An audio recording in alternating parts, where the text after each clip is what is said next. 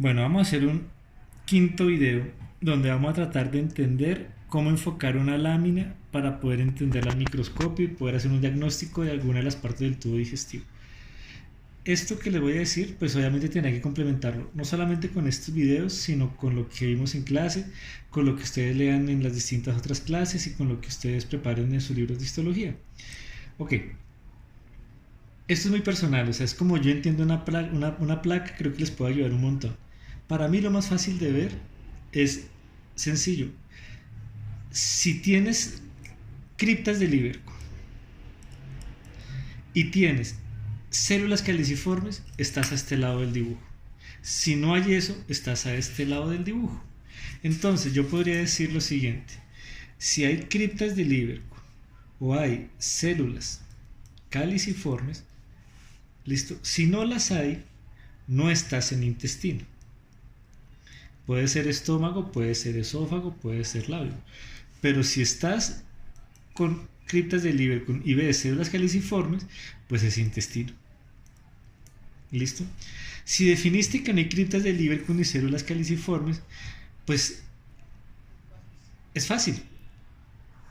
Si ves epitelio estratificado plano, no queratinizado, tienes que estar en esta parte, en este cuadrante. ¿Cómo vas a definir? Pues aquí el epitelio estratificado plano. Si estás en labio, al otro lado no vas a ver serosa o adventicia, como dijimos en el esófago, sino que vas a ver la parte externa del labio, que es epitelio estratificado queratinizado. Esto no lo habíamos pintado antes. Listo. Pero si estás en esófago, sí ves las cuatro capas. Otra diferencia con el labio, la dijimos en los videos, es que el labio no tenía muscular de la mucosa, el esófago sí. Y si tú ya sabes que, bueno, ya sabemos que el labio es fácil. Y si estamos en esófago, más fácil aún, porque si la capa muscular es estriada esquelética, pues entonces es el tercio superior del esófago. Si es músculo liso, es el tercio inferior. Y lo confirmas porque en el tercio inferior hay glándulas en la submucosa que están por debajo de la muscular de la mucosa. Entonces, ya sabemos que si el epitelio es estratificado plano, ya sabemos cómo definir labio, esófago superior y esófago inferior. Pero si el epitelio es cilíndrico simple y las células son mucosas superficiales, estás en estómago. Y lo que vas a ver son fobias. ¿Y cómo ibas a definir si estás en cardias, corpofúndica o píloro? Por el tamaño de las fobias, por el tamaño de las glándulas. ¿Listo? La más fácil de reconocer era la región corpofúndica, porque las criptas las fobias, eran cortas y las glándulas eran rectas, ya que era muy fácil ver las células principales y parietales que en clase vimos. ¿Listo? Si estamos en cardias, pues sabemos que las fobias son un poco más profundas y las glándulas más enrolladas, pero en el píloro mucho más profundas y mucho más enrolladas estas láminas y claramente el esfínter del píloro, eso ya lo dijimos. Entonces, ya sabemos que aquí estómago, cardias, corpofúndica y píloro.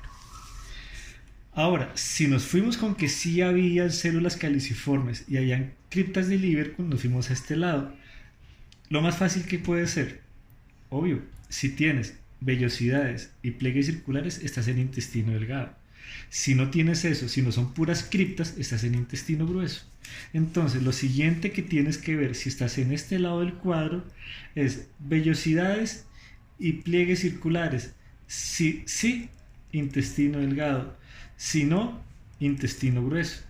Y si estamos en intestino delgado, como lo dijimos durante los videos previos, es muy fácil reconocer duodeno, yeyuno y león. En el duodeno, por las glándulas de Brunner, o sea que es muy importante siempre reconocer la muscular de la mucosa. Si hay glándulas por debajo de la muscular de la mucosa, es duodeno, glándulas de Brunner. Si lo que ves es mucho tejido linfoide, es y león. Y si no ves ni esto ni esto, estás en yeyuno.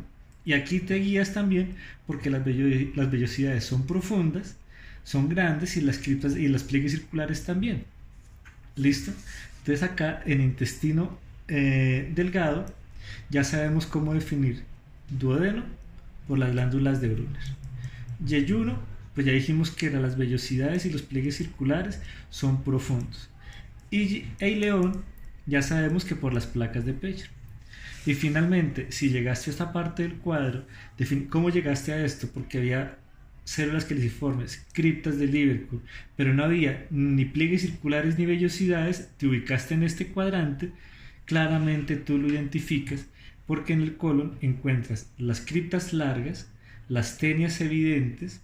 Si estás en apéndice, pues las criptas un poco más pequeñas, el tejido linfoide difuso y nodular muy obvio, ¿sí? Y si estás en el recto, ya lo ves uniéndose con la unión anorrectal, donde el epitelio se estratifica de nuevo, y por la gran cantidad de vasos venosos que eran los pliegues hemorroidales, que es lo que estamos diciendo acá.